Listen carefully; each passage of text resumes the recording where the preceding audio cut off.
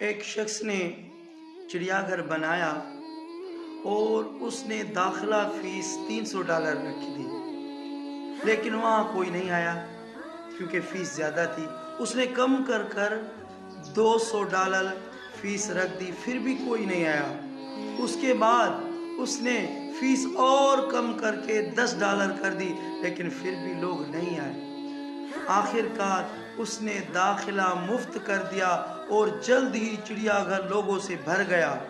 پھر اس نے خاموشی سے چڑیا گھر کا گیٹ بند کر دیا اور شیروں کو آزاد کر دیا اور باہر نکلنے کی فیس $500 کر دی۔